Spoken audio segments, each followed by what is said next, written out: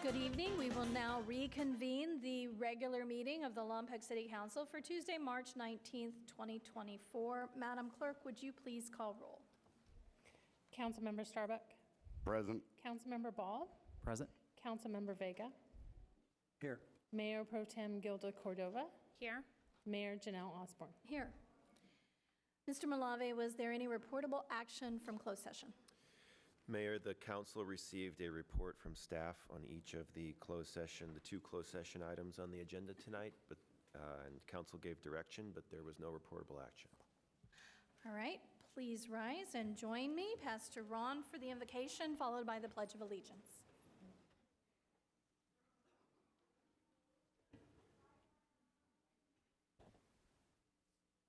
God, merciful and faithful Creator, we come before you with gratitude, with sincere appreciation to serve the citizens that dwell in the city of Lompoc and our surrounding community. We thank you for being a God of love who dwells with us daily and especially as we gather in this room. I thank you for the promises that you said you'll never leave us or forsake us, or you are the great shepherd, and you said that we can trust and depend on you in good times and times of trouble and distress. So we ask for a special favor tonight to guide our hearts and minds in the spirit of unity with your divine wisdom and good judgments concerning the needs and the cares of our citizens and the city of Lompoc. Gracious Father, we ask that you give in abundance your continual kindness and grace to everyone in attendance tonight. We respect everyone with dignity and infinite worth.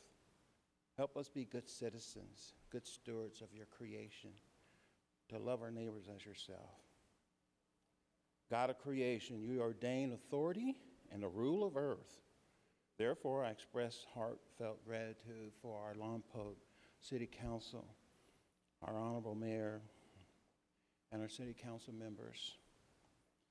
I want to thank you also for our City Clerk. I believe she's the gatekeeper of this city. Nothing gets going without her, and we are thankful for her.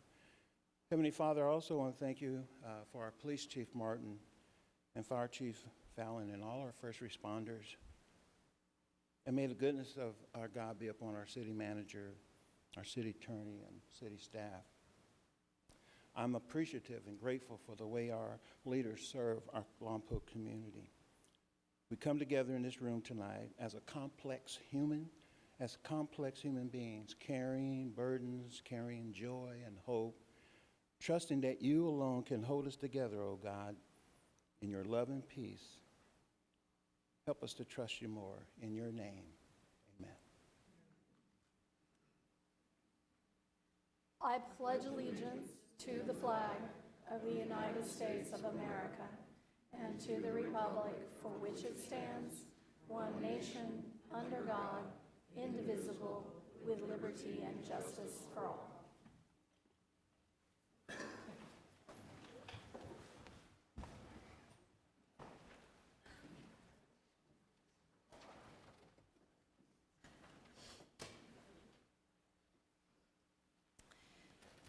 So there was a proclamation presented at the Library Commission this morning, but I'd like to read it aloud because of its impact on our community and the recognition for those that have provided the service. So this proclamation is honoring Barbara Holt and Rita Madden for their service to the Charlotte Benton Trust and the Charlotte Webb Mobile Children's Library. Whereas Barbara Holt and Rita Madden were chosen by Charlotte Benton to be trustees of the Charlotte Benton Trust, and whereas the Charlotte Benton Trust provides operating resources to the Charlotte's Webb Mobile Children's Library, operated by the Lompoc Library System, and whereas Barbara and Rita spent countless hours working towards the Trust's objective of a dedicated library for the children of the Lompoc Valley, and whereas the joint efforts of Barbara, Rita, the Lompoc Library System, the City of Lompoc, the Lompoc District Libraries Foundation, and the Friends of Lompoc Public Library System allowed the Charlotte's Webb Mobile Children's Library to fulfill the wishes of Charlotte Benton for a children's library in the Lompoc Valley. And whereas Barbara Holt and Rita Madden were dedicated and loyal supporters of Charlotte's vision of a children's library and performed the trustees' duties with care and expertise tirelessly from Charlotte's passing in 2005. And whereas the entire team, from Barbara and Rita to the Friends of Lompoc Public Library System, enthusiastically endorsed fulfilling Charlotte's vision with the Children's Mobile Library in lieu of a library building at Charlotte's home, allowing the project to move forward and supporting Valley children for the past 9 years. And whereas Rita Madden, the sole trustee upon the passing of Barbara Holt in 2021, worked behind the scenes to transform the Charlotte Benton Trust into a living and permanent tribute to Charlotte Benton's vision to ensure that the vision will continue into the future. Now therefore, Janelle Osborne, Mayor of the City of Lompoc, honor Barbara Holt and Rita Madden and gratefully acknowledge their contributions to the Charlotte Benton Trust, the Charlotte's Web Mobile Children's Library, and the Lompoc community. And I say that because Charlotte Benton was a former council member and mayor for our community. She had the grace and dedication to donate her property to become a children's library.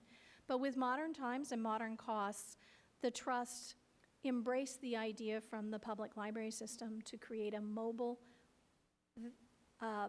library for our community. And it is truly a mobile library. It's not a van where you go up to a window and check out books. You literally get to go inside of it and feel like you're inside a library and experience programs in the library. And it has served so many children in our community, going to several schools, to going to different communities, to going to different organizations and events, and having way more impact than maybe children trying to get to a physical location. So I just wanted to thank both Barbara and Rita for their ongoing work and for handing that trust off to new leadership and really recognize that. And so while we did present it this morning to the Library Commission and to Rita, we wanted to make sure the community was aware of it.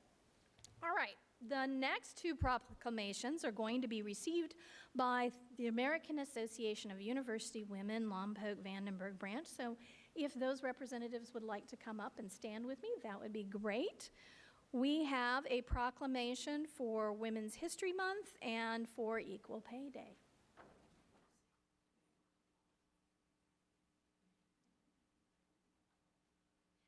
You see them trying to negotiate with some of us that are both staff and elected officials that are members of said organization.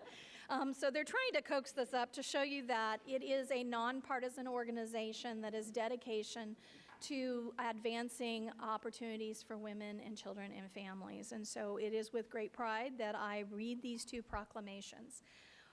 Women's History Month 2024. Whereas the National Women's History Month theme for 2024 celebrates women who advocate for equity, diversity, and inclusion. And whereas the theme recognizes women throughout the country who understand that for a positive future, we need to eliminate bias and discrimination entirely from our lives. And institutions and women from every background have long realized that an uneven playing field will never bring equality or justice. And whereas many feel the critical need to speak up and work harder for fairness in our institutions and social interactions, and whereas during 2024 we recognize the example of women who are committed to embracing everyone and excluding no one in our common quest for freedom and opportunity. They know that people change with the help of families, teachers, and friends, and that young people in particular need to learn the value of hearing from different voices with different points of view as they grow up. And whereas today equity, diversity, and inclusion are powerful driving forces that are having a wide-ranging impact on our country. And whereas a member of families, civic and community groups, businesses, and legislative bodies, women are in the forefront of reevaluating the status quo and looking anew at what harmful social policies and behaviors exist and often subtly determine our future. And whereas in response, women in communities across the nation are helping to develop innovative programs and projects within corporations, the military, federal agencies, and educational organizations to address these injustices. And whereas it takes courage for women to advocate for practical goals like equity, diversity, and inclusion when established forces aim to misinterpret, exploit, or discredit them. And whereas the Lompoc Vandenberg branch of the American Association of University Women work to fulfill the mission of lifting up the lives of females through its vision of equity for all. Now, therefore, I, Janelle Osborne, Mayor of the City of Lompoc, California, do hereby proclaim March 2024 as Women's History Month in the City of Lompoc and recognize the work of the American Association of University Women, Lompoc Vandenberg Branch, in improving the lives of females for 60 years and therefore strengthening Lompoc and society as a whole. And now for the second one. And we'll hand the microphone off to you as soon as we're done with it. All right, this one is for Equal Pay Day. Whereas more than 60 years after the passage of the Equal Pay Act, women, especially minority women, continue to suffer the consequences of unequal pay. And whereas according to the U.S. Census Bureau, women working full-time year-round in 2022 typically earned 84% of what men earned, indicating little change or progress in pay equity. And whereas at the current rate of change, equal pay will not be achieved until 2088. And whereas according to the simple truth about the pay gap, a 2022 research report by the American Association of University Women, the gender pay gap is evident 1 year after college graduation, even after controlling for factors known to affect earnings, such as occupation, hours worked, and college major. And whereas in 2009, the Lilly Ledbetter Fair Pay Act was signed into law, which gives back to employees their day in court to challenge a pay gap, and now we must pass the Paycheck Fairness Act, which would amend the Equal Pay Act by closing loopholes and improving the law's effectiveness. And whereas according to one estimate, college-educated women working full-time earn more than $500,000 less than their male peers do over the course of a lifetime. And whereas 4 in 10 mothers are primary breadwinners in their household, and nearly 2/3 are primary or significant earners, making pay equity critical to families' economic security. And whereas a lifetime of lower pay means women have less income to save for retirement and less income counted in a Social Security or pension benefit formula. And whereas according to census data in 2020 in California, the earning ratio of women was just 88 cents. And whereas March 14th symbolizes the time in 2023 when the wages paid to American women catch up to the wages paid to men from the previous year. Now, therefore, I, Janelle Osborne, Mayor of the City of Lompoc, California, do hereby proclaim Tuesday, March 19th, 2024, as Equal Pay Day in the City of Lompoc, and urge our citizens to recognize the full value of women's skills and significant contributions to the labor force, and further encourage businesses to conduct an internal pay evaluation to ensure women are being paid fairly. All right, ladies, I'm going to hand these off to you as well as the microphone, and I just want to thank you for the work you do and that I am a proud member. She is.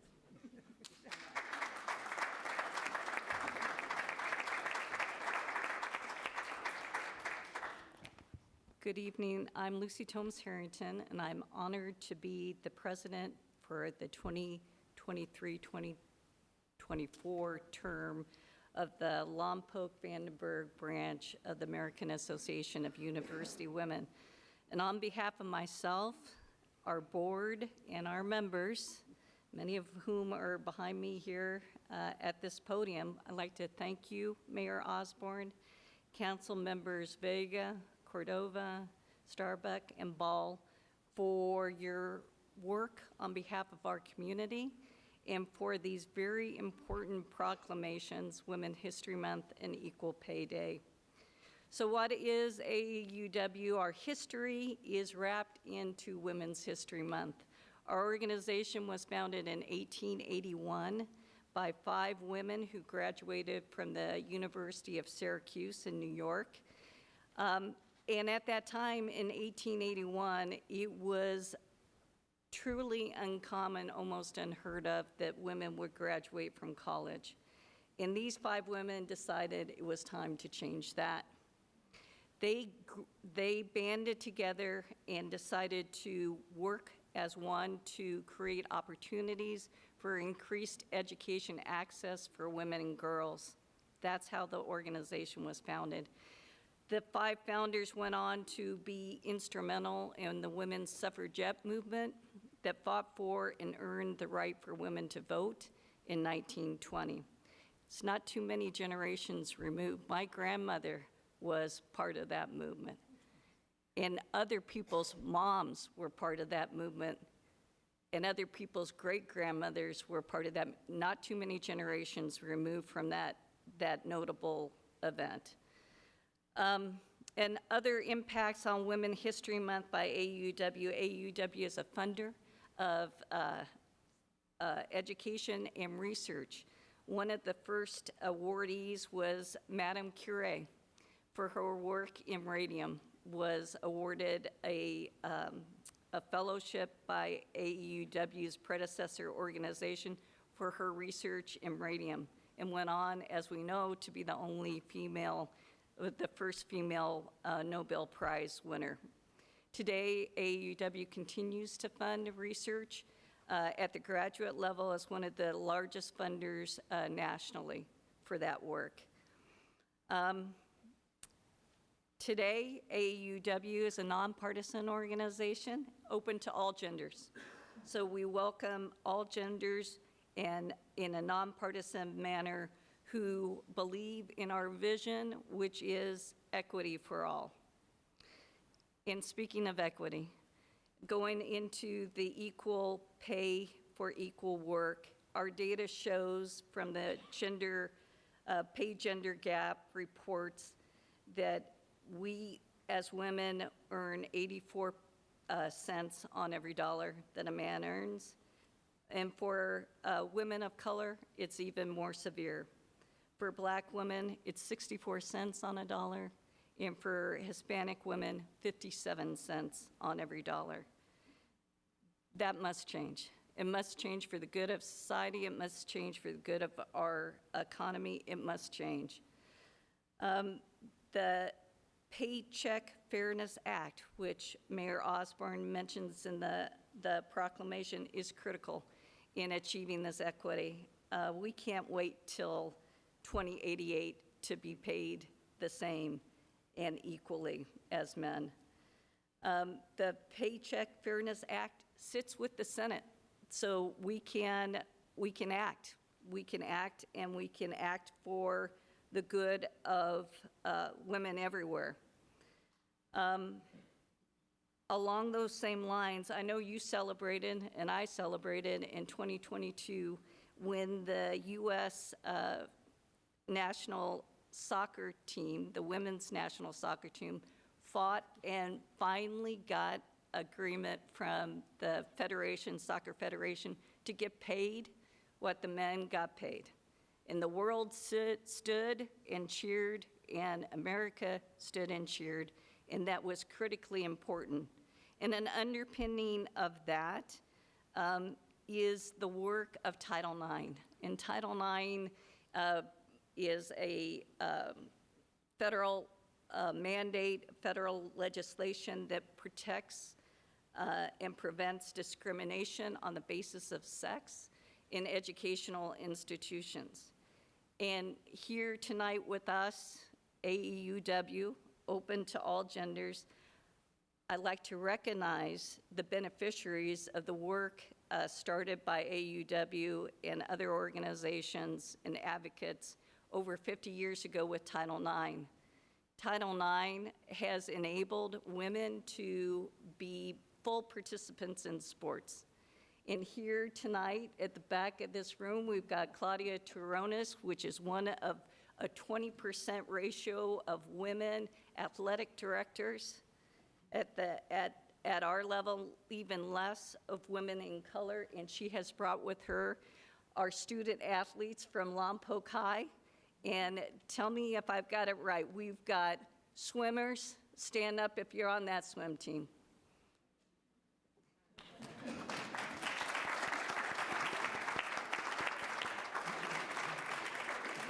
We've got student athletes, women student athletes who are track and field athletes, so stand up.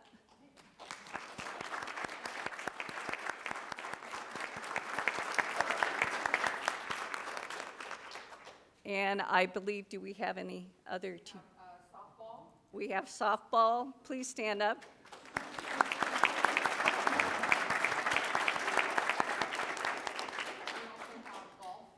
And golf. Yes.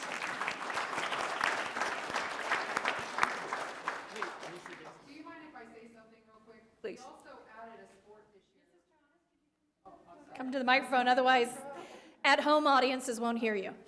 Sorry. It's all right. We also added a sport that I thought was, is starting now. It's women, girls flag football last year. And I'm very proud to say that we are the only school in the central section to start it, and now everybody will follow because of the brave women that we have at our school to start it. We went, myself and the coach went to a big meeting and said we were starting it, and people looked at us kind of like, what's going on with that? But we are brave. Yeah. Women are brave to start something, and we're going to finish it. There will be a league next year. We are super excited about it. And like I said, we offer, out of the 24 sports, 12 of them are women sport or girl sports. So we are balancing it out, and I'm proud of that. So thank you for having us.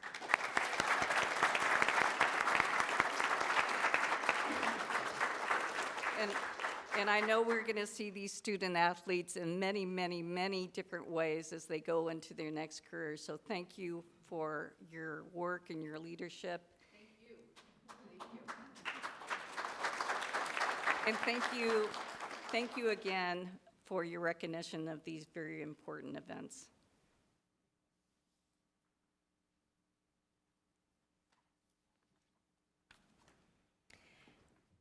All right, now we will have a presentation from the Lompoc Chamber of Commerce and Visitors Bureau with its annual report.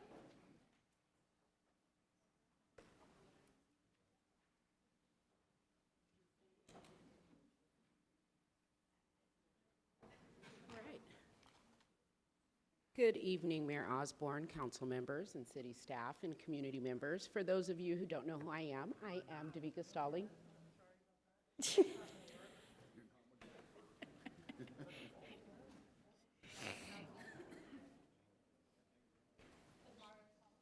And here comes our IT division for the night, Ms. Alicorn. Well, I'll go ahead while they figure that out. I'm Davika Stalling, CEO for the Lompoc Valley Chamber. Very excited to be here tonight to share with you all what we have been up to for the past year.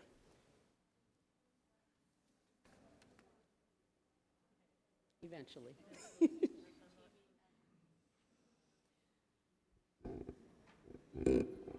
And you wondered why we approved the update to some of our equipment at the last meeting. This is one of them.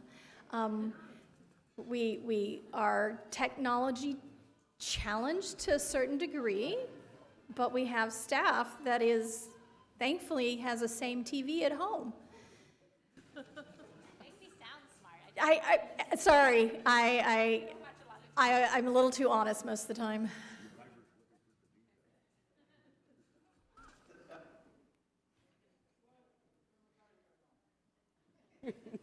And there we go. All right.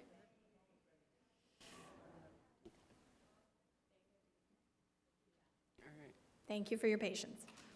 All right, there we go.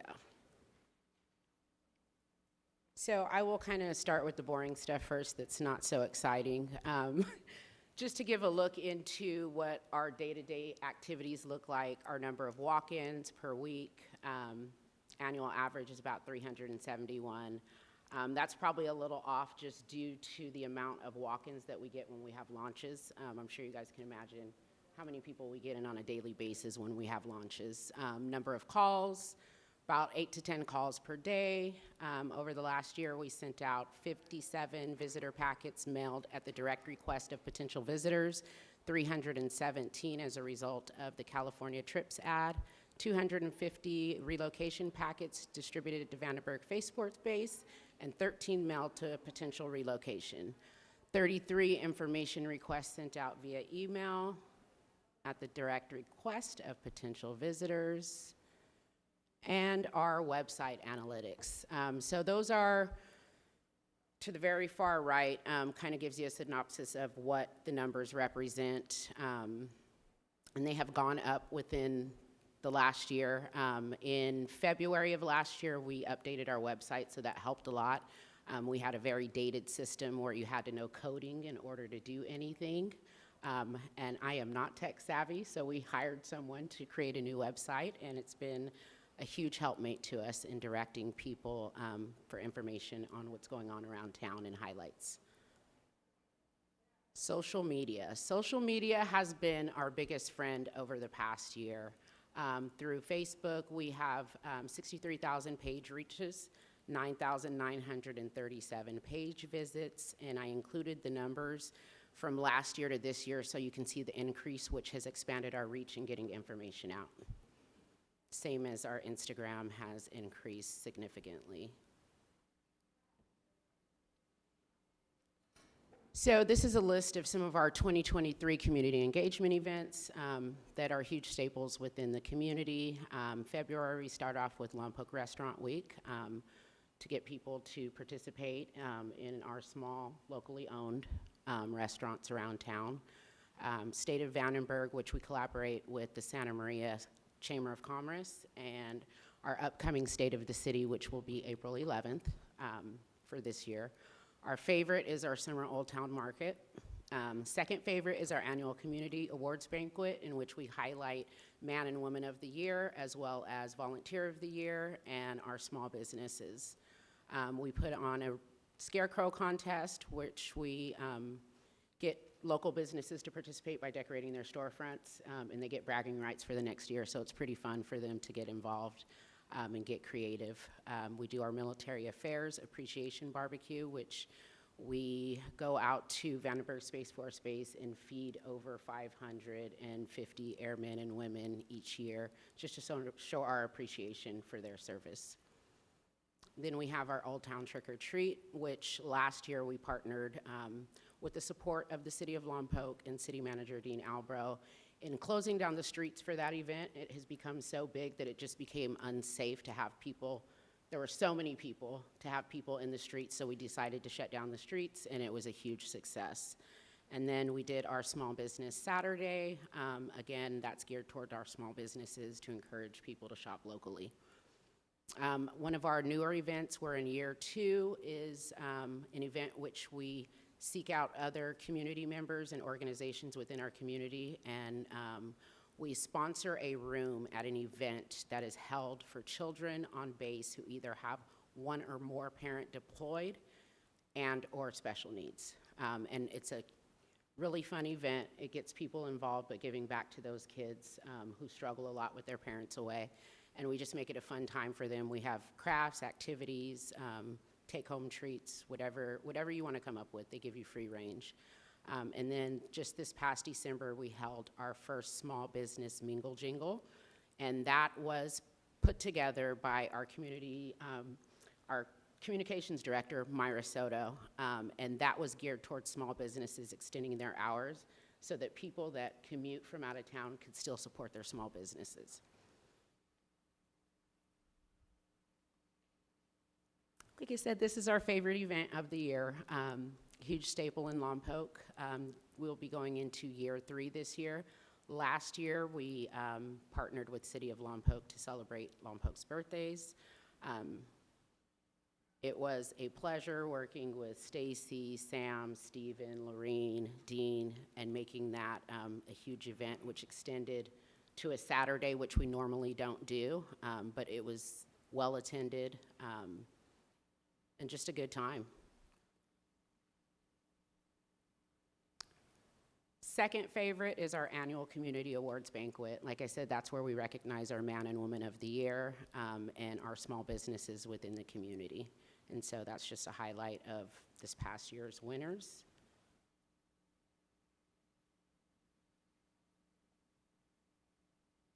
These are a couple of photos from our Military Affairs Committee barbecue. More of the scarecrow competition with our 2 winners, Toyota of Lompoc and Lompoc Valley Florist, as well as a couple of pictures from our Old Town Trick or Treat. And you can see in the bottom right-hand corner how crowded the streets were, and that's on South H. So our advocacy and government affairs. So in collaboration with Cal Chamber, we joined several coalitions and signed over 19 bills with state government that provided letters of support for small business community, as well as partnered with Santa Barbara Foundation and held in-office hours here at the Chamber for small businesses within our community. Through that collaboration, we were able to award 13 small business micro grants totaling over $37,000.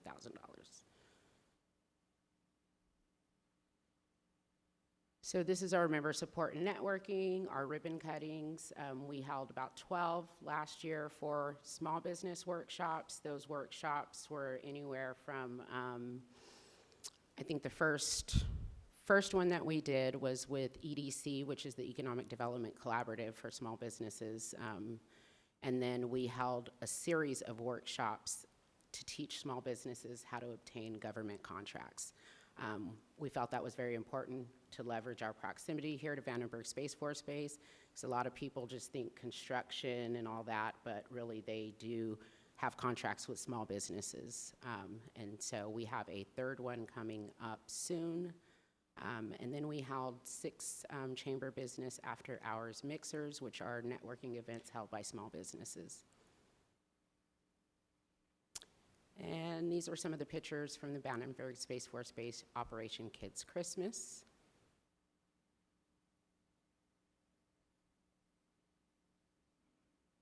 And this is what I'm really proud of. What I did not mention at the beginning is the chamber staff is a team of 2, myself and my communications director, Myra Soto.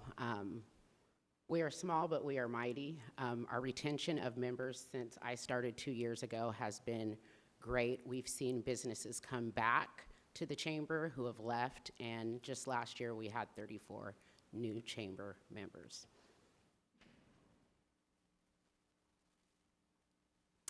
And jumping right into 2024, we are busy as ever, as I stated. These are some of our upcoming events that we have. If anyone's interested, we have a mixer on Thursday with Rotary. All this information can be found on our website at lompoc.com.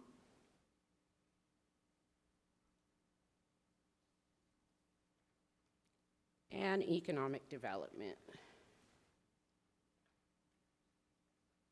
So as some of you may be aware, we are contracted with the City of Lompoc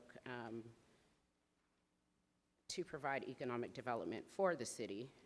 And we currently contract with Retail Strategies, who does retail recruitment. This is an activity report submitted by them.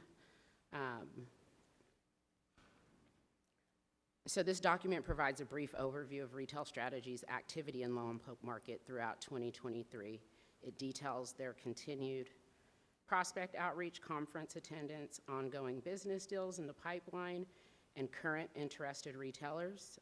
But I do have to note that most of the retailer names that they are currently talking to on behalf of Lompoc have been redacted, as they cannot share their names in a public setting until contracts are signed. But one of the big deals that's going on, or going forward, that was started way back, I believe, in 2021, was the Tractor Supply, which is going in currently to the old Mervyn's building.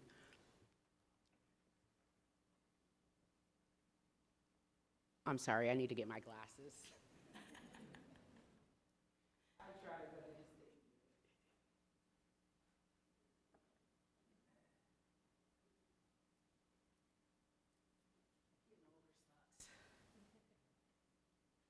All right.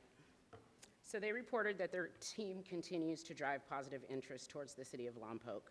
Throughout 2023, they attended 3 industry conferences, which allowed them to highlight the city, and they conducted outreach to over 40 retailers, which yielded a high market interest from 6 national retail brands. They continued conversations with these prospects, provided data and demographics, and flagged various sites and opportunities.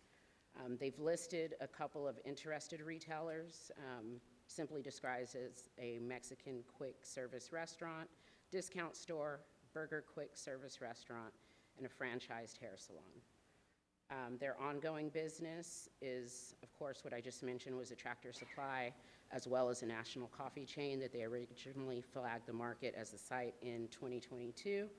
And they have listed some other outreach, listed fast casual pizza restaurant, arts and crafts store, Mexican style grilled chicken quick service restaurant, a bagel bakery, a Mexican supermarket, and a regional coffee concept, and a sports entertainment concept.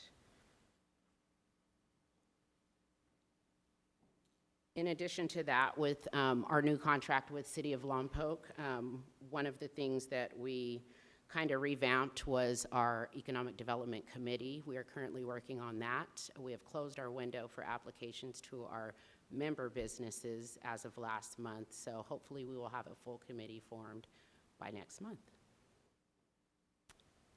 And that concludes my presentation.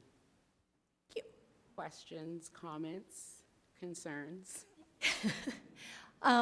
No concerns at the moment. You're accomplishing a lot, given the small staff. It's small but mighty. We truly appreciate sitting down and being able to renegotiate and hopefully provide a better contract for you as well as for the city and its residents and businesses, given how outdated the original contract. And just signing the dotted line and continuing to move that contract forward did not make sense for any of us. So I realize it was a bit last minute, but coming to the table and revamping that, I think, has... Definitely, I agree. Okay, good. Wholeheartedly. Any other questions, concerns? Councilmember Ball. I'll just keep it really short. Just wanted to say how proud I am of the chamber and all the great work you're doing. Most people just don't know much about the chamber. They just assume you only show up for ribbon cuttings and then you're gone. But the thoughtfulness that this chamber is putting into developing ideas, inspiring young people, inspiring entrepreneurs to maybe take a chance in Lompoc and helping them stabilize themselves in a very hard market. This is a hard place to do business. So again, I just appreciate the thoughtfulness and the direction that you're leading this group. Thank you. Yeah, great job. All right, thank you. All righty, thank you.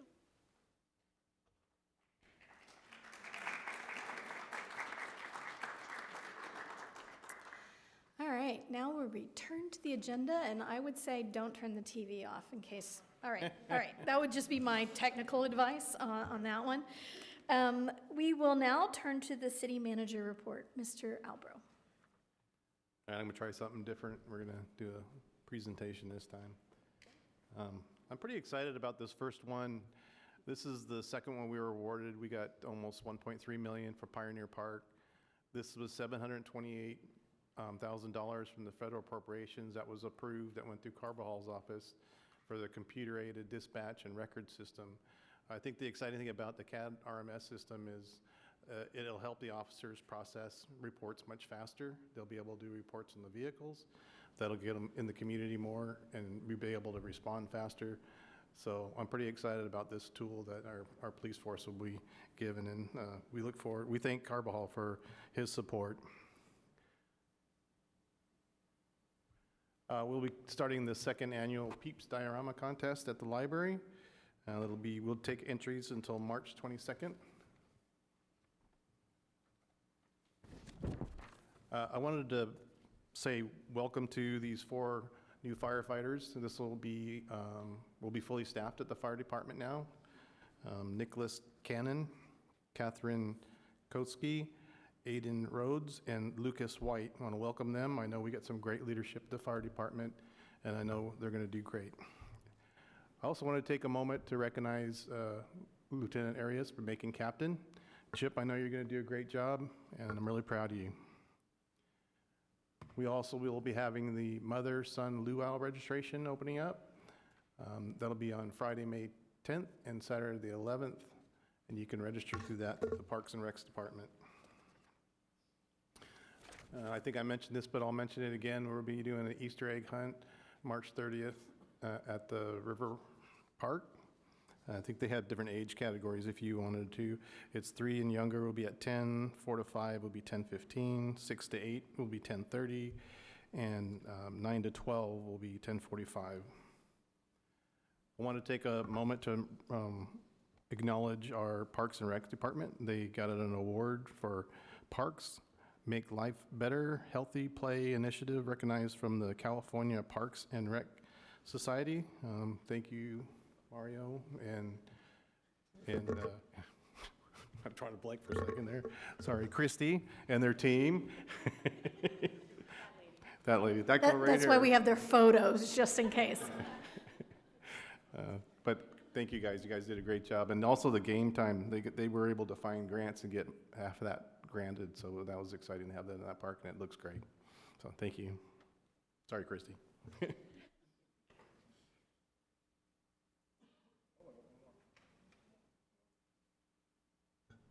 Also wanted to let everybody know we still have the draft environmental justice element still up, and that'll be up for until Friday, March 29th, and you can look at that and make comments. And I know Davika talked about this, but I want to encourage everybody to join us at the State of the City. It'll be at the chamber this time, and you can get the information there. So I think you need to RSVP by April 4th. So come and join us. It'll be exciting. At the chamber. Oh, well, no, it's at the Hilton Garden. That's all I got.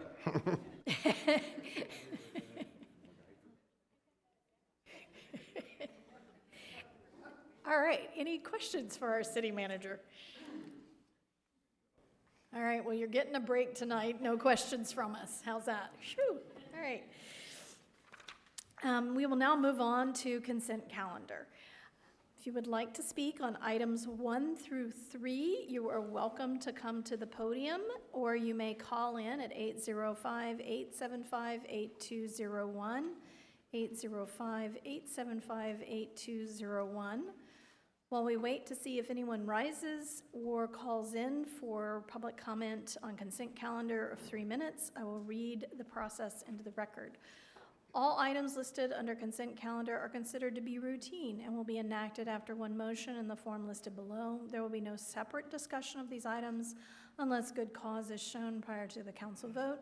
Any items withdrawn from the consent calendar for separate discussion will be addressed immediately before the second oral communications near the end of the meeting.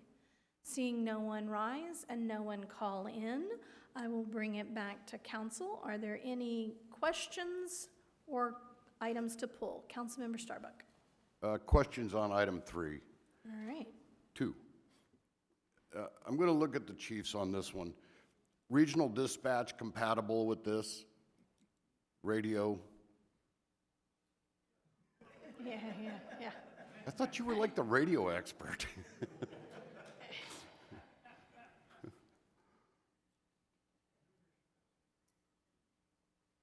Yeah, so the regional dispatch is going to be, the CAD system that they're building for regional dispatch will be for the fire departments really exclusively, but the infrastructure that will be built will be something that we can utilize through this program. So the mobile devices, the HTs, all of those will be usable through regional dispatch. Okay, because I was looking here and it doesn't show you getting anything. I saw that too. So basically, this is a question I shouldn't have asked Yeah, because we you're actually getting have some items in there. Yeah, there are with some mobile radios and some but other you're not items. paying for them. There's a small portion in there, yeah. It's so But small I I believe can't we're see actually it. on the second phase of that. Ah, there's phases, not what's just listed here then. Well, we can defer to the expert, our Oh, that's Chief contractor Martin that we now, can. huh? But yeah, Okay, I understand. I guess the other question I have, a finance question here, roads or streets is like listed for $254,900. Is this part of the right-of-way maintenance out of enterprise reimbursement, or are we just taking that right off of the streets? It's just taken out of the streets. We're going to be allocating that out. I would have to grab the. I guess of real all the quick and look at places it. we didn't really need to take $254,000 would have been pothole fixing. Well, so the way that we allocated it out was based upon the number of radios in that department. And so every department that has radios was allocated a portion based upon the number that they would be using. Yeah, but they're all together. You know, a group of guys, one truck, and they're paying, you know, over $250,000 for what, 2 radios or something? Let me pull the data. It's not that key. I just let you know that I think that it bears watching, and I really wanted to hear the answer that we're taking it out of the enterprise reimbursement, but Well, it comes out of the fund, and the enterprise reimbursement contributes to the fund. So it's not direct one-for-one, but it is coming out of that fund.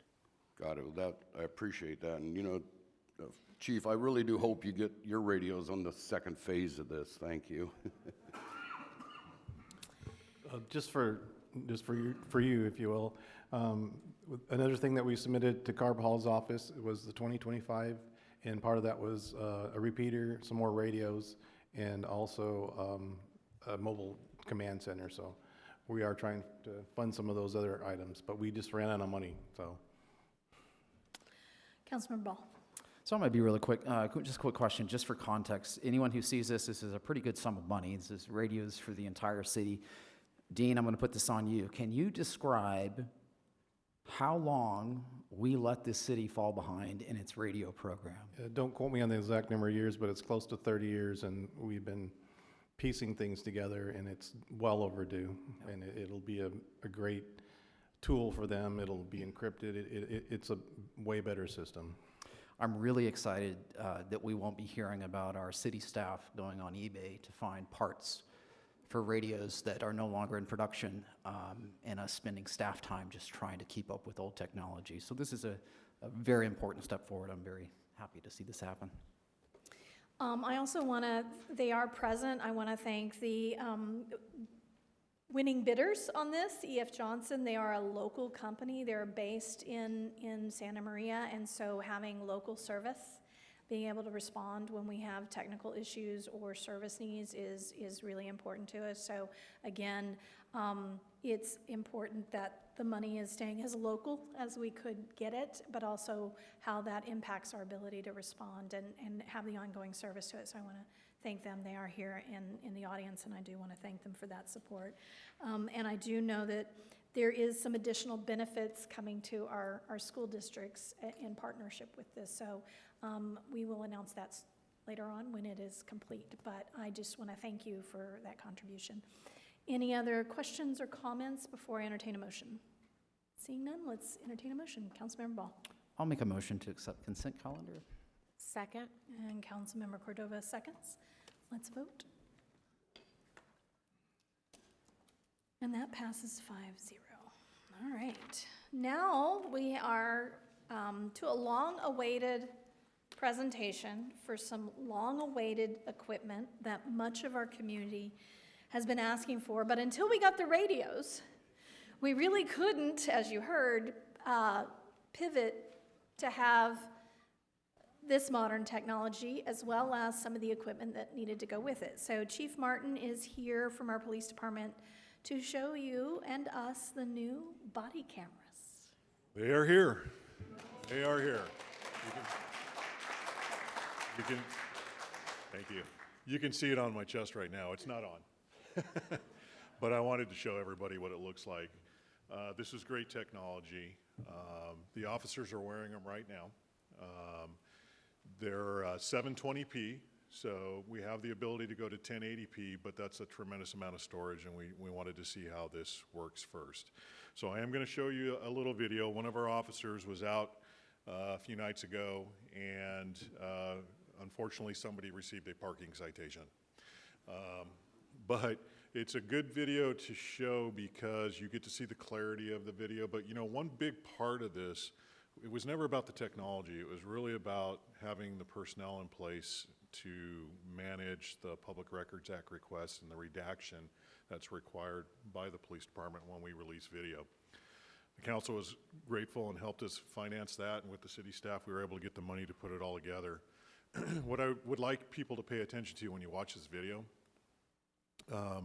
we were able to secure funding from 185 to purchase a specific computer and software to help us with redaction. It uses AI to process the videos, and anywhere it sees a face, it will blur that face out. Anywhere it sees a license plate, it will blur out that license plate. Now, the staff still have to review it, and in this case, what you'll see in the video is the officer's mobile dispatch terminal, his computer in the car. We need to blur that out because sometimes personal information is on that as well. So when you watch this video, pay attention to those little things and remember that that's something we have to do every time a video is released from the police department, okay? So again, this video is a parking citation. You'll see an individual accompanying the officer. We graduated another community academy last week. The individual that's on the ride along, it was a part of our community academy. So he is also a foundation member for us, and I'm sure if I said, hey, do you mind if I show your face in the video, he would have been happy to, but it was a great opportunity to show you the redaction aspect of this. So, Chrissy? But one other thing before you get going. You're going to see words that appear in the screen. The AI listens to the video and presents the words on the screen for us. It's a computer. You're going to see words that sound the same, that aren't spelled the same. So I just wanted to show that and share that with you when you see it. It's not an error by the police department. There is we had 1 minute of video only with no audio. We've changed that to 30 seconds with video and no audio. So you see the blurred out face right there.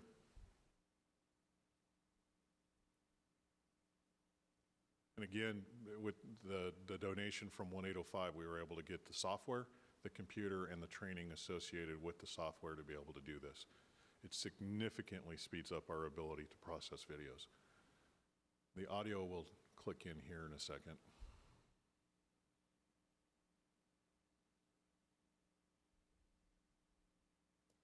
You see that moving car and how it's blurred out the video, and it follows it as it moves through the screen.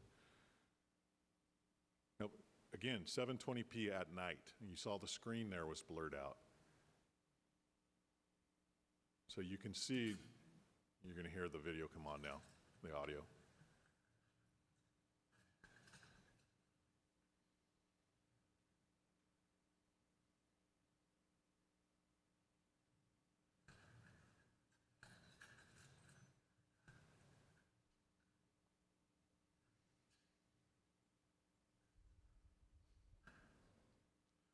The microphones are very good. There's 4 microphones on each one of the cameras. So when you hear this, it's picking up. You can hear the little motions and the things that are happening.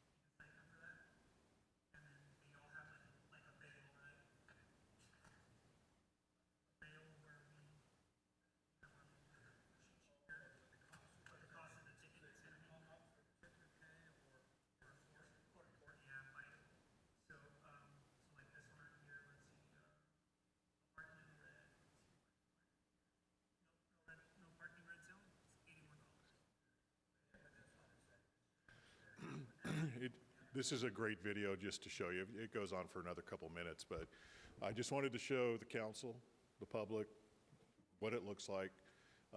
What's unique about this software that we're using for redaction, if it recognizes the foreign language that's being spoken, it will also automatically convert it to English. So if we are interviewing somebody speaking in Spanish, you'll see the officer's words, and then you'll see the witness or the suspect or the contact. And if it is Spanish, it'll translate it to English. And it recognizes multiple language to be able to do that with. So, we're really happy with what we've got so far. We have a cloud-based system. This has a SIM card in it that automatically starts uploading the video. The officer doesn't have to come back to the station and plug it in. So it does also have the ability to go live view, which if we're on a SWAT operation and the SWAT commander wants to see what one of the team leaders is looking at, they can actually look at the video and see what's going on. The policy's out there on the web. For anybody that wants to take a look at our body-worn camera policy, it's available. But we are very, very excited to finally bring this to the community.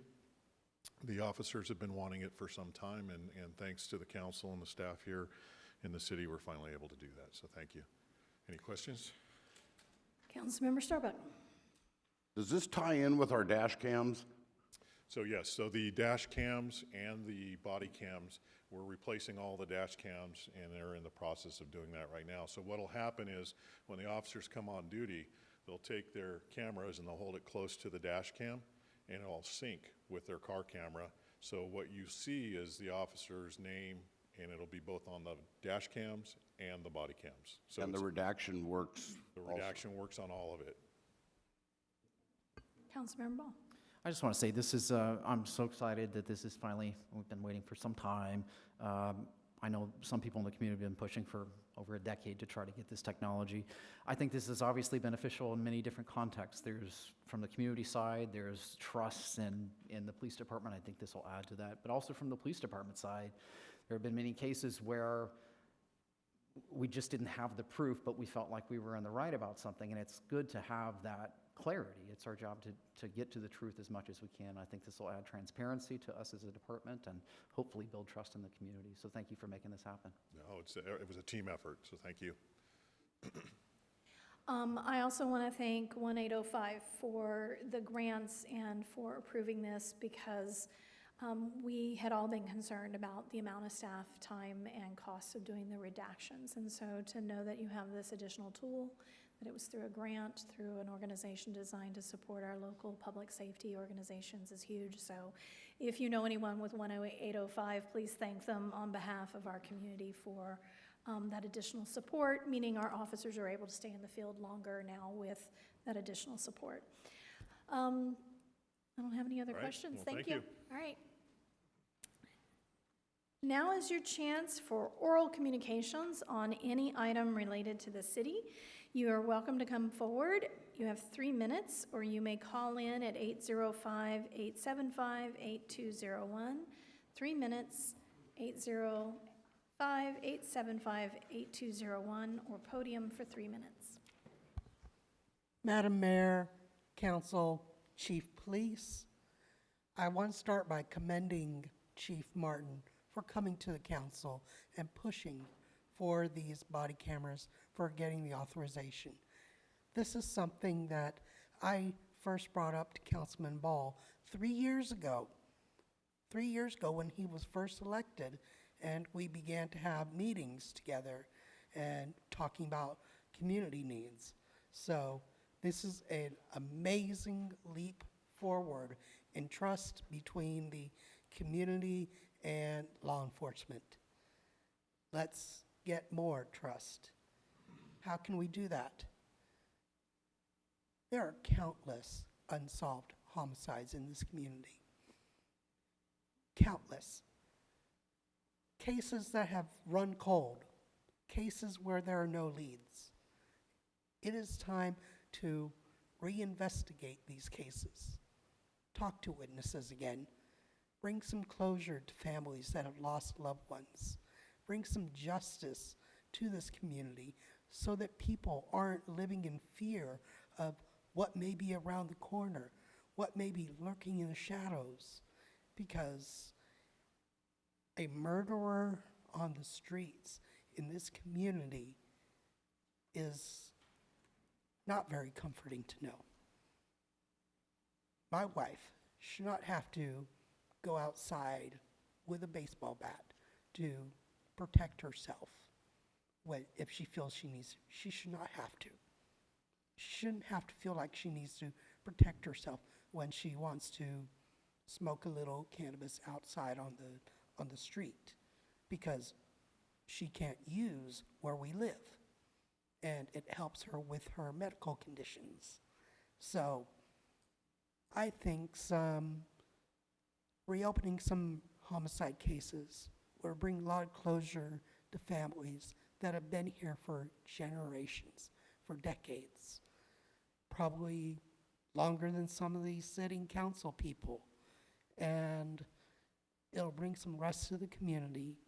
Since 2018, there have been countless homicides, innocent people, gangbangers, drug dealers, who cares? I don't care if they bang, they slang, or they just hang with the gangbangers. I don't care what they do. It is still a life taken from this community, and the families deserve justice.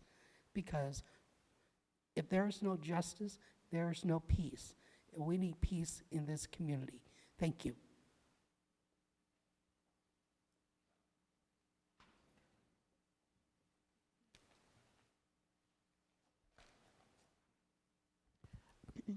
Good evening, everyone. Marcia Wirtz. I'm just a local resident, and I just wanted to speak for a minute or two on the issue of the technological issue that is coming up and showing up in our communities all throughout the city and all throughout the county.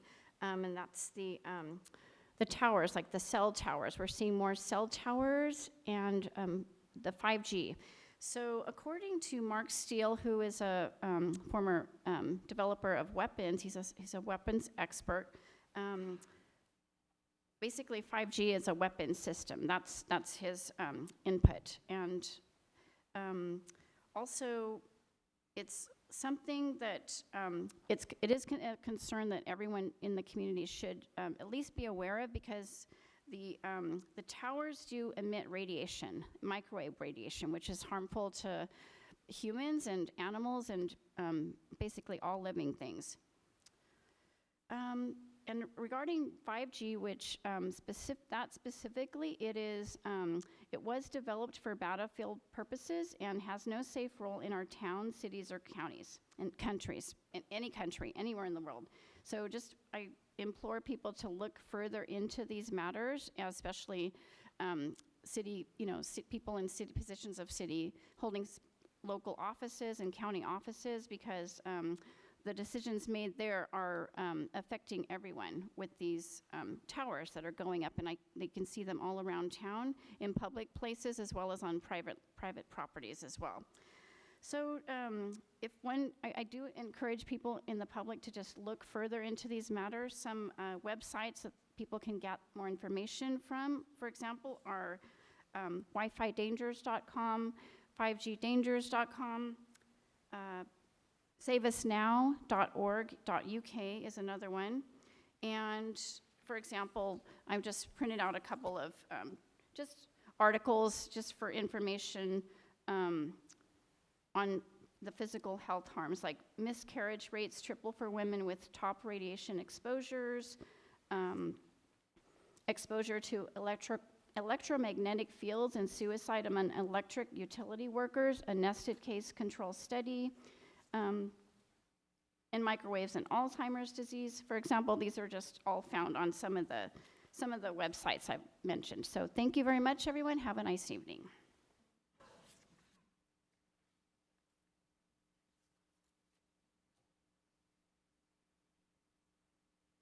Good evening. My name is Patricia Elsey. I just wanted to say that there is no closure when you lose a family member in a violent manner. But I do want to take this opportunity to thank the City Council, Chief Martin, for all of the in front and behind the scenes efforts to equip the Lompoc Police Department with the body cameras. This has been a long time coming, and I'm very appreciative. Thank you.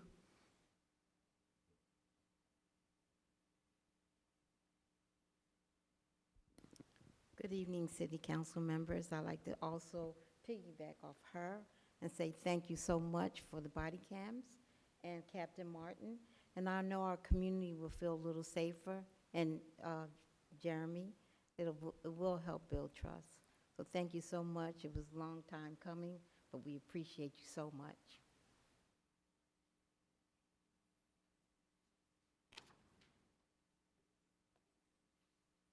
All right, seeing no one else rise and no one call in, we will close oral communications and bring it back to the agenda. The next item on the agenda is appointments for the Youth Commission. We had our meeting earlier this evening, a joint meeting with them, and in reviewing the applications, 2 of the applicants currently serve, and so there's 2 additional. So I'm going to make a recommendation based on who is currently serving, which would promote one of the associates into a full commissioner, and then the 2 new applications into associates. So I would like to recommend that, or move that we appoint Maria Joanne Cacho to a full commission member ending 1/2026, that we promote Jenna Lynn Belrose from associate to a current commission member ending 1/2026, and that Jose Limas be appointed to the associate position ending 1/2025, and Isaiah Hilario be appointed to an associate position ending 1/2026. That leaves 1 associate position ending 1/2025 open in case there's anybody else who would like to apply. Councilmember Cordova. I'll give you that support. All right, sorry, didn't notice your light was on. I'll give you a vote. Oh, awesome, then pretty much a vote's been given. If there's no further discussion, let's vote. And that passes 5-0. All right. Our next item is, item 5 is a public hearing. Public hearing to consider Measure A, 5-year local program of projects for fiscal year 2025 through 29, and adoption of resolution number 6641, parentheses 24. And Mr. Craig Deerling, our Assistant Public Works Director and City Engineer, will be making that presentation.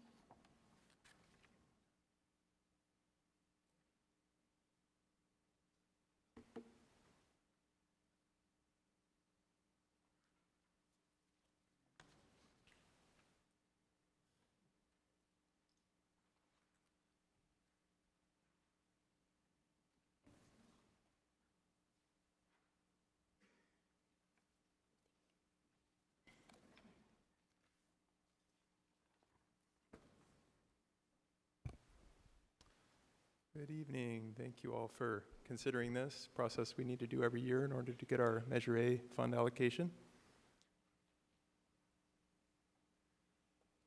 Just to skim through a lot of the same slides you've seen a number of times and remind of a few points. Measure A is our largest source of road revenue, so it's very important that we go through this process in order to get our funds for the next fiscal year. This slide shows the 2 primary categories we spend our road funds on, one being operations, keeping things working, and the other being capital projects, extending the useful life, doing major upgrades.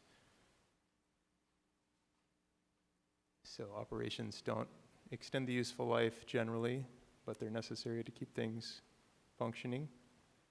And capital projects do, but they're very limited because they're expensive. So we can only do them at certain times and limited locations. So a complete program has both of those things as shown here. As we've been discussing for a number of years, our needs exceed our revenues. So we're trying to do the best we can with what we have. Pavement condition is one focus of this presentation, so here's some photos of what different pavement condition indices look like. And then on this chart, we show where we're at the moment with our current overall citywide PCI at 51 or 54 excluding alleys, when our goal is to be at a 70. Looking back over the past 10 years, I would say the primary thing to recognize in this slide is from about 2018 on, the rather direct correlation to pavement condition index shown on the left side to expenditure shown in the orange bars. So when we invest in pavements, our condition goes up. When we don't invest, our condition goes down. Looking forward over the next 10 years, this just shows several expenditure scenarios with do nothing at the bottom and moving up into what we'd like to plan to do. The green line is essentially what we've been doing over the last few years and what we plan to continue doing this year. And if we have available funding, we'd like to move up more toward this orange line and improve our condition index. This slide just shows our different street types, arterials being the busiest one, so that's a picture of Central Avenue at H Street. So with high speed, high traffic volume, high priority for our limited resources, collectors being second, and on down the list. And as I mentioned earlier, we try to stretch our available funds using cost-effective measures, which aren't as appealing, but cover a greater area with our limited budget. So here's some strategies we've used for that, both in operations and in capital projects. We'll post these slides online in case anybody wants to read all this stuff. Here's a photo of one of our cost-effective projects we did a little over 10 years ago. I took the picture on the right yesterday, so it's still doing well. We're looking to continue work like that.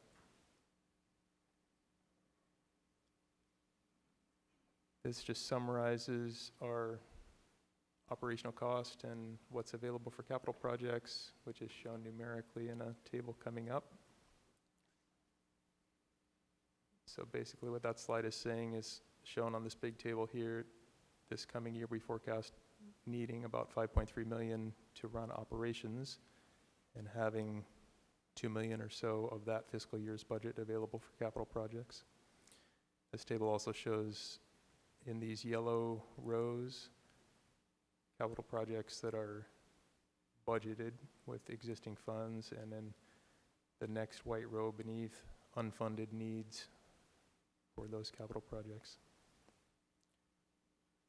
In the upper part of this table, it's summarizing all of our road revenue sources, and the lower part of the table summarizing our expenditure needs. Now we're getting into what's shown in the program of projects spreadsheet, which is an attachment to the resolution attached to this staff report. This first slide shows expenditures for the fiscal year 22-23. This next slide shows projected expenditures looking forward over the next 5 years. And this last slide shows our alternative transportation requirement, where we're required to spend 15% of what we receive on bicycle, pedestrian, and similar alternative transportation improvements. So we're on target to spend our required 15% as of the end of fiscal year 24-25. So we, like I said, need to adopt this program of projects in order to get our funds this coming fiscal year, and the staff recommendation is to hold the public hearing, take input, and if we don't need to adjust anything, approve the resolution. Open for questions. Councilmember Starbuck. If this is a 5-year plan, how come we look at this every year?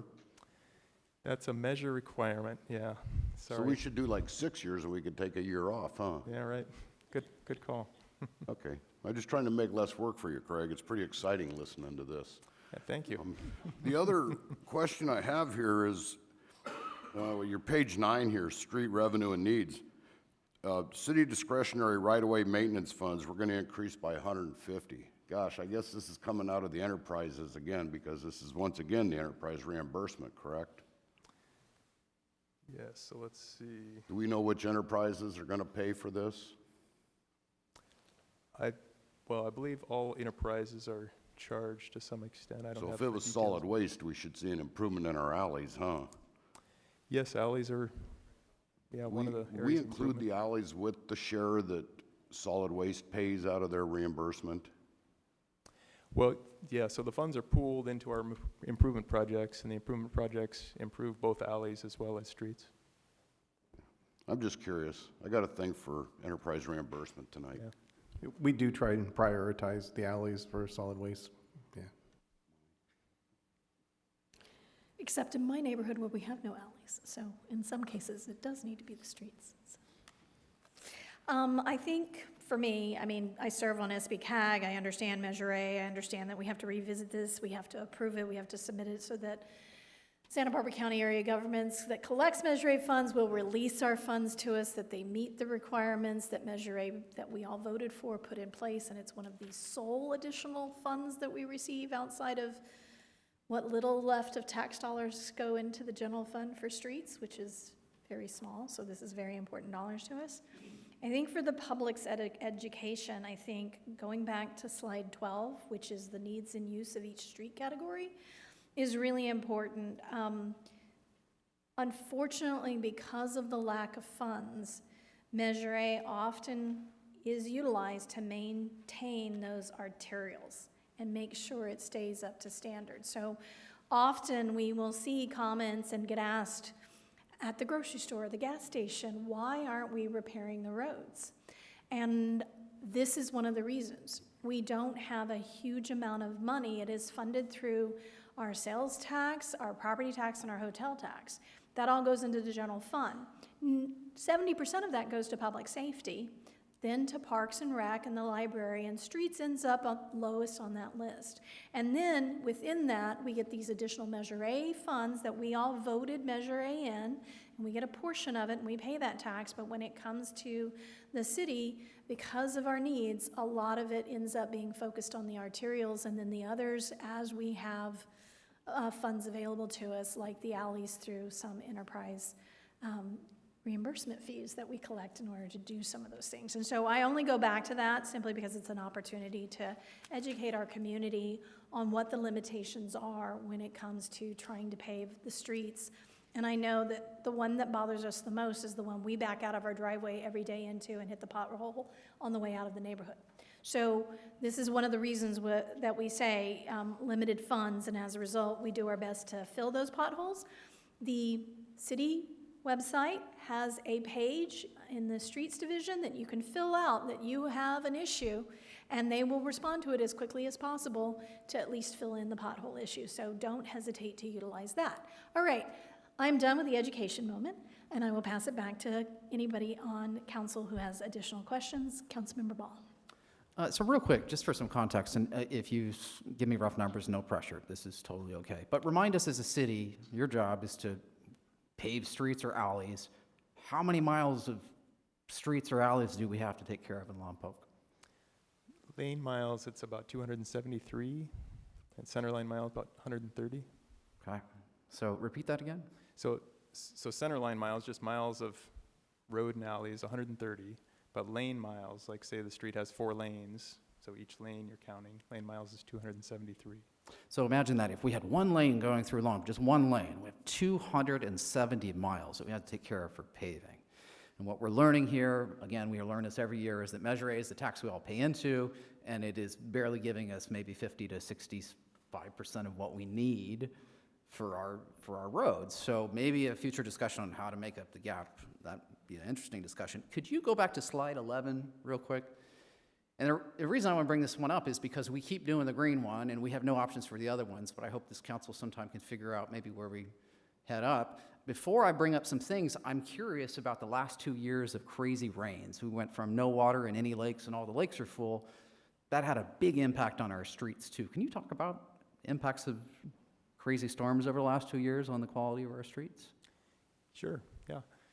Well, firstly, our few street maintenance employees weren't able to do much potholing during and following the crazy storms because they're clearing storm drains and getting trees off the road and helping out all the other more immediate needs.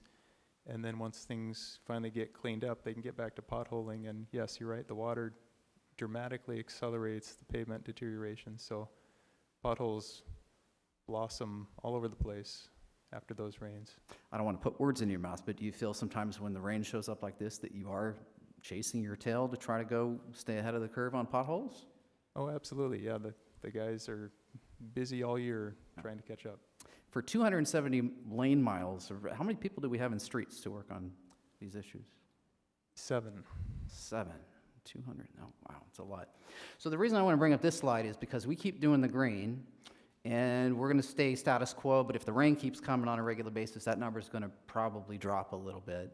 So unless this council or this community figures out a way to think outside the box, it's impossible for us to hit that yellow line. So that's a $1 million difference. So if anyone's curious, why can't we have better streets, or should we have better streets? We all just need to put our heads together and figure out how to get an extra $1 million a year that doesn't come from Measure A or from anyone else, and we can get the quality of our streets up. Again, I want to thank you for presenting this to us. I do think we could potentially think outside the box on some solutions, but the weight of this job, the miles of road that we have to pave, and last year you reminded us that 1 square foot, what's the cost? You give us a rough cost to properly redo 1 square foot of pavement. How much does that cost? The cost-effective way that we have been doing it is around $1.60, but the more robust, like if it's a failed pothole area on an arterial street, yeah, it's going to be over $10 for a square foot of that roadway. So if we can keep things good, it's a lot cheaper to keep them good, which is why we've been doing these Cape Seals so much. Yeah. Not let them get to that point as much as possible. So I think the point that I'm trying to make here is that the city's going to have, look, we've got so many challenges, we've got so many things that we're behind on, but this is one of those issues where we might start to think that do we just wait until things continue to deteriorate to such a level that the cost goes up so much that we never have a chance?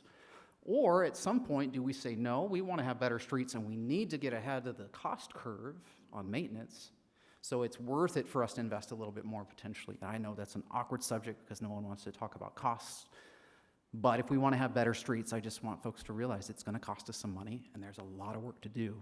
So again, I appreciate your small crew doing the best that they can with the resources that you currently have to try to get our streets in as good a condition as possible. I think it's obvious you need a lot more help. All right, seeing no further questions, we'll go to public comment. If you would like to speak on this issue, you're welcome to come to the podium, or you may call in at 805-875-8201. You have 3 minutes to speak on item number 5. Street maintenance, great thing. It's wonderful to have our streets taken care of. We have come into an issue that my wife and I discovered. We were dropping our car off for an oil change, and we decided to go have some breakfast. My wife is mobility challenged, and she needs assistance walking. What we discovered was the ADA access outside of Coast Hills at H&M Central is coming up. The yellow part is coming up, and that's a trip hazard. That is a fall hazard that could cut somebody's wheelchair. Honestly, the city is looking at a liability if an accident were to happen, if somebody were to trip over that. That's a liability on the city. And I'm sure the city doesn't want to be faced with any lawsuits. So I urge whoever's responsible for taking care of the sidewalks to go take a look at these 88 access points. Make sure they're not coming up. And also, this is a big issue on the 700 block of H Street between Alfie's and the Legion. The sidewalk is coming up. It is coming up. People have to walk around this or they're going to trip over the sidewalk. Wheelchairs cannot go over this, and it is a huge hazard. Somebody in a wheelchair could fall out of their wheelchair going over this, and it's like a speed bump. Somebody not paying attention to where they're walking could trip over this, and they could injure themselves pretty badly. I'm sure that the city doesn't want these accidents to happen. These are accidents that nobody's really to blame, but it's the maintenance of these sidewalks is, something needs to be done because there are people who are mobility challenged and they would have issues crossing these points. And yes, let's take care of some of these potholes with what we can do. Maybe try to find some revenue somewhere to, take care of these potholes, because a friend of mine was doing DoorDash a couple of nights ago, drives over a pothole, punctures their tire. Luckily, they had tire insurance. So, thank you. All right, seeing no one else rise and no one call in, we will close public comment on item number 5 and either questions or entertain a motion. Councilmember Vega. I'll make the motion that we accept. Councilmember Cordova. Second. All right, it's been motioned and seconded. Let's vote. And that passes 5-0. All right. Item number 6 is new business. This will be a successor agency hearing. So it is adoption of resolution number SA11(24), approving issuance of refunding bonds to refund certain outstanding obligations of the former Lompoc Redevelopment Agency. Ms. Donnelly and Mr. Cross and all kinds of consultants are moving forward to make this presentation. So once again, this is, the council serves as the successor agency for the former Lompoc Redevelopment Agency. This is now a hearing for that successor agency so that we can approve this. Ms. Donnelly? Thank you, Honorable Mayor, council members, members of the public, and staff. So when we issue or refund bonds, there are many pieces to the puzzle, a lot of moving parts. And so we, city staff has brought together an excellent financing team for this bond refunding. Each one of these members is an expert in their field. I'm going to go to the next thing. So we have our independent municipal advisor, Wing C. Fox of Urban Futures. She is spearheading the refunding process. And we have bond counsel and disclosure counsel, James Warzenak of Jones Hall, and I apologize if I mess up his name. I was practicing it all evening, and I don't know if I got it right. And then we have bond underwriter Nikki Tallman of Oppenheimer and Company, Inc. And I'm going to pass the presentation on to them.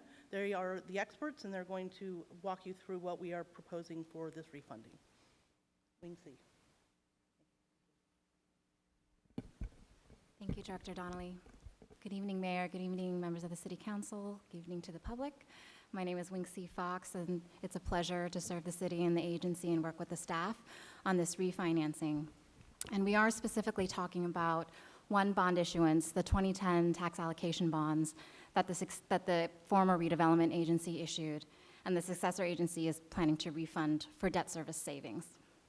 So despite the Dissolution Act in 2012, which really is working towards dissolution of these redevelopment agencies, it is still allowed to issue refunding bonds to refund former outstanding tax allocation bonds for debt service savings, and that is what we're talking about this evening. So one of the questions we get asked a lot is, aren't interest rates really high? Mortgage rates are still really high. Why are we doing this now? And so my colleague Nikki from Brown-Tallman will get into the bond market a little bit more. But generally speaking, the 10-year benchmark is still below 30-year historical average. So we're talking about mid to long-term rates still below historical average if you go back 30 years. And then also the municipal bond market is really more a function of supply and demand, which again, Nikki will get into a little bit more. But just sort of the punchline here is that, in current market, we think that a gross savings or cash flow savings of $1.756 million can be achieved, which is an average annual savings of $111,000, and the net present value savings of over 12%, which in the industry is a high net present value savings percentage. Now, these savings is a little bit unique. They really go to the taxing agencies, the affected taxing entities, including the city. So there, on the last bullet point, we have a breakdown of the estimated allocation of where the savings would go. So about 332,000 gross savings to the city's general fund, and then the other taxing entities, which we'll also go into in more detail, but other taxing entities include school district, hospital, flood zone, and others, would then receive the rest of those savings. So what we're talking about here is a specific project area, the redevelopment agency, the former redevelopment agency. It's just over 1,000 acres, just over 14% of the city's total acreage, and a majority residential, so over 60% residential. The Old Town Redevelopment Project was originally established in 1984 and subsequently had 2 amendments. So before, bonds and other obligations were issued by the agency, and this was secured by property tax increments, which really was used to fund some great projects, the Lompoc Valley Senior Community Center and the Aquatic Center. And just generally since then, there's been tremendous growth in assessed valuation of the project area, and generally top 10 taxpayers is a moderate concentration at over 17%. So just a little background on the credit. So again, we're looking at refunding the 2010 tax allocation bonds that have a final maturity in 2039. And so the difference between refinancing a mortgage is typically you refinance your mortgage and you take it out for another 30 years. In this case, we are refinancing, but we're keeping the final maturity the same. So it is true savings. The new bonds will have the same 2039 final maturity. It's just that we are refinancing 5.25% to 6% interest rates down to the current interest rate for savings. And with that, I'll turn it over to Nikki. Thank you, Honorable Mayor and council members. I'm Nikki Tallman with Oppenheimer. So just briefly, our role is to market, price, and sell the bonds. So we're going to talk a little bit about where the market is today. This is actually a graph on the top of the last 30 years of the municipal bond yields. It's actually how long I've been in the business, so I remember a lot of these peaks and valleys. But I think a good takeaway is that even though interest rates have come up, they came up the end of 2023, they've come back down since then, but about 68% of the time, the 10-year yields have been higher than they are today. The 30-year yields have been higher about 64% of the time than they are today. So it feels a little bit high because we've come off of historical lows. We had a year and a half or 2 years of very low interest rates. They've come up since, but they're still quite low. The graph on the bottom is the last year. So you can see the spike when rates came up last fall. They've come down since, and they've been actually relatively stable for the last couple of weeks, maybe the last month and a half. On March 8th, so just a couple of weeks ago, the jobs report came out. It beat expectations. Last week, the CPI and the PPI came out higher than expected. So Treasury yields went up. Typically, we think, well, municipal yields will follow. But because of supply and demand factors, which we'll talk about in a moment, municipal yields have remained low. And just to give you an estimate, the bonds that we're looking at refinancing or refunding currently have interest rates between 5.25% and 6%. And the new yield is about 3.20 to 3.60. So you can see quite low yields in today's market. Okay, next slide. This is I think, a fun chart. The blue lines that are below the bar, below the zero, that shows money coming out of municipal bond funds. So if you have your money in a bond fund and you decide, I don't want my money there anymore, you pull out the money, and the funds have to sell the bonds to raise money to pay you for taking your money out. The blue lines above the middle bar represent inflows into bond funds. Investors want to buy bonds. So you can see that over the last couple of years, there have been more outflows than inflows. But recently, and the bar, if we extended it a little further over last week, we'd have an inflow. Investors are beginning to want to purchase bonds again. So we've had more inflows. This shows that we have demand for bonds. So even though Treasury yields went up based on economic news, there's demand for bonds. There's not as much supply as there has been historically, and that's keeping the municipal rates low. So in our opinion, it's a good time to go to the market with a municipal bond. Tomorrow, we'll hear from the Fed. They'll have their announcement. I don't think many people expect interest rates to go up tomorrow, but maybe this summer.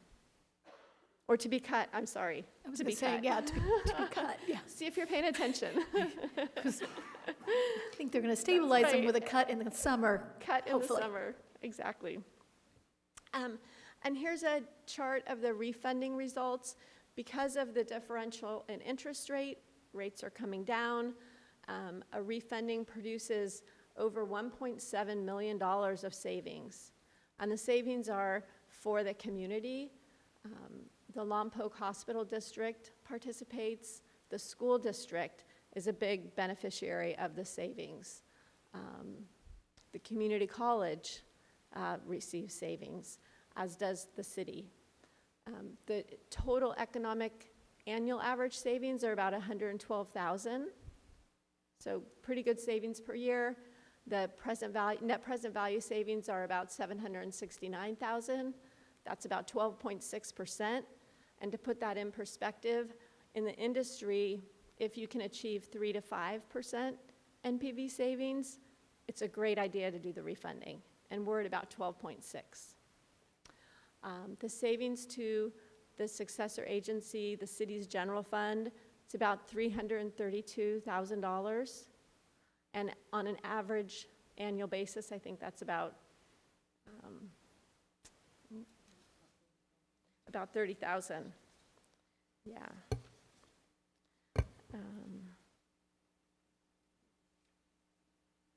Right. About 22,000 per year for the city's general fund. And the other taxing entities achieve about 1.4 million of total savings. So pretty high number for the economics in the region.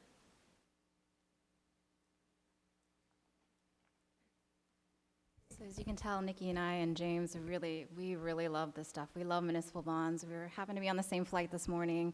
The whole time we're talking about municipal bonds, and the person in front of us was very annoyed. But these types of refinancings we really enjoy doing because, as Nikki said, it benefits the entire community and is really a win-win-win for many different agencies. So on the next slide, what is the action this evening? There is a resolution before you for adoption, and the resolution does several things. If you have any questions, again, James is available to answer them in terms of the legal documents. But by adopting this resolution, you are authorizing the issuance of the refunding bonds. You're approving the financing team consultants, engagement of the team consultants, as well as specific financing documents that were included in your packet, the indenture of trust, the bond purchase agreement, the refunding instructions. It also requests the oversight board approval of these bonds, and I'll go over the process on the next slide. Also has the successor agency adopting the same debt management policy as the city already has, and that is compliant with SB 1029. So finally, here is the anticipated schedule for the refinancing. As Director Donnelly said, it is quite a process, especially with successor agency refundings these days, because there are a couple of approvals that we need to have. The next step, if the board does adopt the resolution this evening, is going to the county-wide oversight board, Santa Barbara County Oversight Board, which is already scheduled for the 28th. And once that approval happens, we send the package to the Department of Finance, They have a 60-day review period to review the item, the action item. During that time, we will be working on developing a rating agency presentation to get a rating for the bonds, and hopefully we'll be able to report back a good result at our next meeting, which would be anticipated in May 21st to approve the preliminary official statement, which is also the document we'll be working on, and that's the document that goes to investors for them to read about and decide on whether they want to purchase those bonds. And then we actually send the preliminary official statement out to the market. We sell the bonds, as Nikki described, and then close about 2 or 3 weeks later. And with that, we're happy to address any other questions. All right, any questions? Is it okay if I ask a question? Absolutely. So if the Fed does lower rates, what do you think that will do to the demand to the bond market? No. I'm a finance geek, I'm sorry. It may wane a little bit. I think that demand, that if it does wane, it will be built in. The expectation will begin building, I think, as we get closer to June. I think we all, or many people, thought that the rate cuts would have already started, but now it's getting pushed, the expectation is getting pushed back, and that's getting built into the demand. Thank you. This is why it helps to have a city manager who is your former finance director, who also geeks out on things like municipal bonds. And I've been through refunding before, and it's a lot of work, and I appreciate you guys doing this. This is awesome. All right, seeing no questions at the moment, we will open this. Oh, Councilmember Ball. I have no questions. That was a really great presentation. It was so clear. Thank you. Appreciate that. We'll open the floor for public comment on this item. If you would like to speak on the successor agency consideration of item number 6, you may either come to the podium and speak for 3 minutes or call in at 805-875-8201. Thank you for your presentation. It reminded me of my 40 years being in the government and reallocating funds and trying to get a project restarted. I want to let you know that there were some things that I missed, and it may be because you were just hitting the salient points and I didn't get it all, but I didn't know how you were going to re-baseline the Lompoc Development Agency to fit the current scope of our scales of economy, especially for our community. I also was under the impression, and I may be wrong, but you're going to actually get these fundings from property tax. Is that true? We can answer your questions when you're done with your comments if we have answers for them. Okay, so let me just speculate that it's going to come out of property tax. One of the concerns I have right now, if Proposition 1 gets approved in the state of California, I know that our property tax is going to be impacted. Also, the state insurance commissioner just imposed upon all insurance providers in the state of California that my insurance went up from $800 a year to $1,800. So what I'm saying is that I like to know exactly what is going to be reinstituted in the reallocation of the funding and the bonds, and what will the Lompoc Redevelopment Agency do to baseline the requirements to fit the bonds? Because if the bonds can be reduced, then the requirements should be reduced to something that would be comfortable for our city. Thank you. Thank you. All right, we will close public comment and bring it back, and council will now ask that some clarity be provided to our community about the fact that, and let me preface it, this is an agency that used to exist. When the state decided to pull the money back to balance its budget over 10 years ago, there were debts we were still left with that we need to pay off that are being collected via property taxes and such. But if we can refinance them, then it reduces our long-term costs and may affect how long we have to collect those to make the payments. But I will leave it to the authority to answer that question and correct me anywhere I might be wrong. Thank you very much, Madam Mayor and members of the council. James Warziniak at Jones Hall. We are serving as bond counsel to the successor agency on this financing. I appreciate the chance to come up and answer a question since I didn't present earlier. The mayor said it very well. There's no redistricting, there's no changing of any property taxes. The redevelopment agency has been dissolved. It can no longer incur debt, take on any redevelopment projects. But what it can do, in the guise of the successor agency, which is the city council, is refund the existing debt from 2010. And just like refinancing your mortgage at a lower interest rate, that achieves savings. As my colleagues said earlier, the nice benefit of refinancing the bonds, unlike your mortgage, we don't extend the maturity. So the same term remains in place. It's just simply debt service savings every year, which is shown on the slide here perfectly. The beneficiaries of those debt service savings, the entire Lompoc community. And so, yeah, no changes to anyone's property taxes. There's no additional taxes being levied. It's simply lowering the debt service. Did I get some thumbs up on answering questions? Okay, great. Councilmember Cordova. So question, if the city receives the funds, what then does the city plan on doing with the funds, or does it just go into the general fund? No, go ahead. At this time, we have not said anything as far as where those funds are going to go, other than going into the general fund. It is going to be additional revenue through our successor agency, ROPS money. And that would be something that we can discuss in the future as far as how that would be spent or if it would be saved. And so I believe it's once a year you bring the ROPS forward as part of a discussion, or is it every? I know we've reviewed them and we've had review meetings. the ROPS, and we get the, and I always get the initials wrong. It's RPPTF or R. Yes.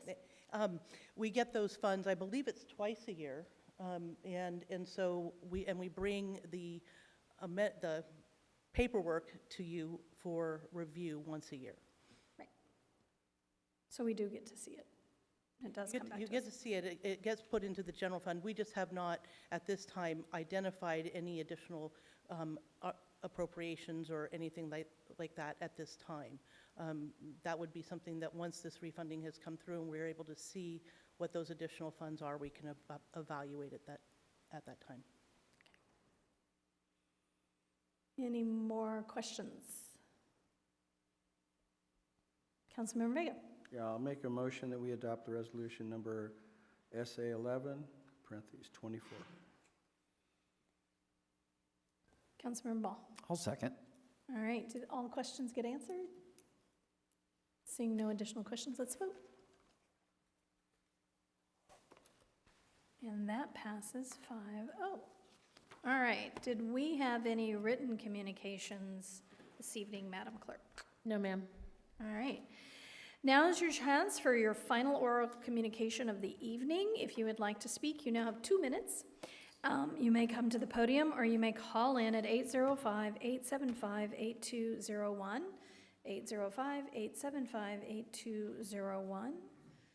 While we give that a few minutes, I will state that there is tomorrow all day from 9 to 5, Communify will be here at City Hall to help with the Home Energy Assistant Program. So if you would like assistance in meeting your utility bills, Communify provides a program.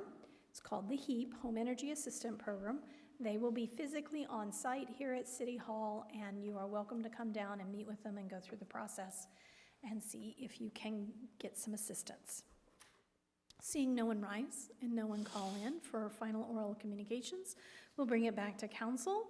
And Councilmember Ball, any reports? Let's see.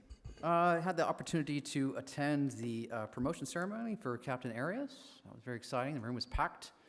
Local kid grows up. It's a great success story. I'm very proud of him. Also got to attend the hiring ceremony or swearing-in ceremony for 4 new firefighters at the Lompoc Fire Department. That's very exciting. I wanted to put on everyone's radar, I just got this in the mail, but there is a 2024 Queen candidate. So if you're a Lompoc person, you know Lompoc Queens rule. But they're having an event at the Lompoc Elks Lodge this Saturday, the 23rd. That's the Queen candidate premiere. Let's see, it starts at 6 p.m. I think it's a $30 fee, but if you're interested, talk to someone at Lompoc Elks and support the Queens. I think that's very important. And I'm going to take this could be just an experiment just to see what can happen, because it's been some time since I've done a council request, but I thought, hey, here's a chance to try one. So I'm going to pull out the council request bag and see what happens on this one. Since we talked about streets tonight, I would like to put forward maybe a council request that staff comes up with a couple, 2 or 3 outside-the-box ideas in terms of funding streams, new revenue. It doesn't mean we have to go with anything, but I'd love to how might we improve the streets in Lompoc aside from us not having enough revenue over and over. And I know it's just one issue and there's a lot of priorities, but I just wonder if there's any council willingness to have a deeper discussion based on staff feedback about how we might make up the difference in our streets. And I'd be hopeful that we could figure that out. I will give you a second on that. Well, I don't mind giving the third, but I know that there was a comment that was made that we're receiving, I think you mentioned, Councilmember Ball, that we were receiving about 60%. We're not. I think we need about $65 million if we ever wanted to really like repair every nook and cranny of our, oh, it's higher now. So I'm willing to look at it. It's going to be a bigger chunk than what you actually think it is. Yeah, if I may, just for clarity, what I'm looking for is not for us to reach perfection, but the graph showed that with an extra $1 million over 10 years, we could maybe achieve that 70 PCI. So that's what I'm looking for, not perfection, just could we get a little bit closer to 60 instead of 45? I think at least making a staff request to propose ways to gain additional revenues in order to improve the streets is an important discussion, and we need to know what those options are so that the community can tell us whether they want to commit to any of those. So that's why I would agree to it. You okay with that? Yeah, I'm okay with that. Okay. All right. Any clarity needed? Okay. Awesome. Anything else, Councilmember Ball? All right. Councilmember Vega. Nothing to report. Councilmember Cordova. No reports. Councilmember Starbuck. Yeah, I just wanted to make a comment. Like everybody else in Lompoc that pays a bill to the city, I received my Lompoc trash talk here the other day. And, you know, it really kind of upset me. I wanted to read part of it in case somebody pays the bill other than you. Senate Bill 1383 is a new organics law that just went into effect. One of the components that recently went into effect as of January 2024 are the contamination fees. To summarize, any time the blue lidded or the green lidded containers are contaminated with any other material, guess whose fault that is? You. And the city now is going to say, we are going to fine you if we find commingled trash in your trash. This upsets me. I think everybody puts their trash in the right trash except the people that go through your trash after you put your trash out. This pisses me off because this is a non-city funded mandate. This is us being told by the state that we have to pay for it. If we're going to start doing this enforcement after 4 times, $250 per container for somebody else going through your trash and mixing up your trash, and now you're out $250 on your 4th time as this, it's BS. I'm really thinking that at this point, solid waste is not going to enforce this, because if we've got the time that we can give people $18 tickets for commingled trash, it's about time we can get the very small percentage of people that are trashing our town to get out of our garbage. And that's all I want to say. I have no reports. All right.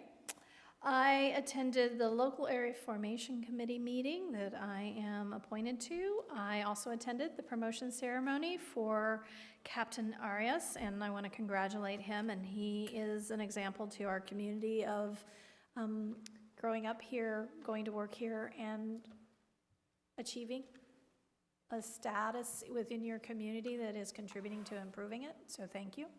I also attended the Lompoc Fire Department's pinning of the 4 new hires, and I also want to say that I'm very excited that one of those new hires was a young woman, and we swore her in on International Women's Day, which nobody noticed, but I did, so I'm very happy to have an additional female joining, so please don't hesitate to apply. I also attended my rotation on the beautification committee. I thank them for the hard work they're doing and the new ideas they're coming up with. My rotation on the planning committee, and then the Santa Barbara County Area Government's Executive Committee, which I still serve on as the immediate past chair. I want to thank the police department for holding. It's modified. They adjusted to a 9-week community academy for graduate, and they had their graduation here last week. I attended. All 17 who enrolled finished, and out of that, some are very interested in maybe applying to and becoming officers. So it is a big accomplishment knowing that our department's been understaffed for them to commit to and still deliver on the academy. Most of the individuals I had a chance to speak with really appreciated it, found out some information and processes that they didn't know, and really made connections with our officers. And so I think it's really important our community recognize that so many of our officers don't just work here, they live within the community or just outside of it, and as a result have a different relationship with our community than a lot of communities with their law enforcement officers. So I just want to thank you all for that.